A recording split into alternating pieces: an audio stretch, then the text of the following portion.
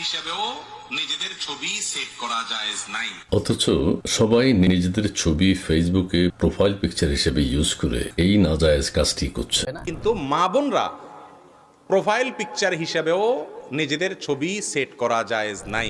মহিলাদের অংশটুকু বাদ দিয়ে শুধুমাত্র এই প্রশ্নের একটি অংশকে দিয়ে একজন ব্যক্তি তিনি প্রচার করছেন যে দেখুন প্রোফাইলে পিকচার দেওয়া নিষেধ বলে নিজের 6 মিলিয়ন পেজের এই ভিডিওতে বা এই পেজে তিনি তার ছবি দিয়েছেন। আসলে মূলত তিনি ছবি দেওয়া যাবে না বলেছেন মহিলাদের ছবি, কিন্তু সেটাকে কাটিং করে ভিন্নভাবে প্রচার করা হচ্ছে। আর অনেকে আমরা না বুঝে সেখানে কমেন্ট করছি অথবা শেয়ার করে যাচ্ছি। আল্লাহ মাফ করুন। এই ধরনের উদ্দেশ্য নিয়ে অনেকেই আলেম ওলামাদেরকে তুচ্ছ তাচ্ছিল্য করার উদ্দেশ্যে অনেক আলেমদের বক্তব্যকে কাটিং করে প্রচার করে থাকেন। বিশেষ করে প্রশ্নোত্তরগুলোর ক্ষেত্রে এই কাজটি বেশি হয়ে থাকে। তাই আসুন আমরা অন্যকে তুচ্ছ তাচ্ছিল্য করার উদ্দেশ্যে ঘৃণ্য কাজ থেকে নিজেকে বাঁচিয়ে রাখি এবং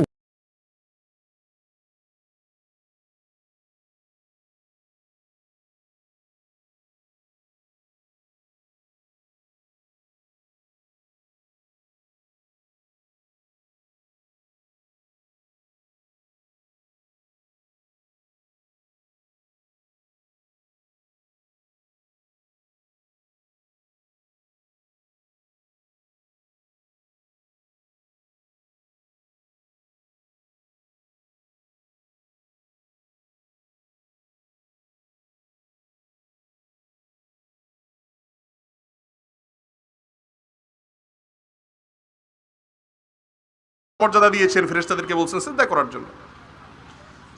কোরআনের কিছু কিছু তরজমায় আল্লাহর ক্ষেত্রে আমি ব্যবহার না করে আমরা কেন ব্যবহার করা হয়েছে।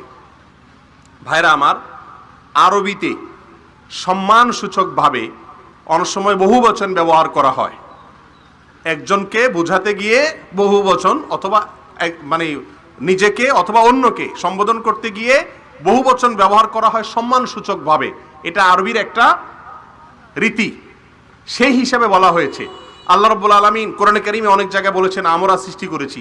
এর মানে এই না আলিয়াজ বিল্লাহ যে আল্লাহ কয়েকজন, নাউজুবিল্লাহ। কারণ আল্লাহর একত্ববাদের বিষয়টা গোটা কোরআন জুড়ে আল্লাহ তাআলা কি করেছেন? প্রমাণ করেছেন। কুল হুয়াল্লাহু আহাদ, আল্লাহ এক।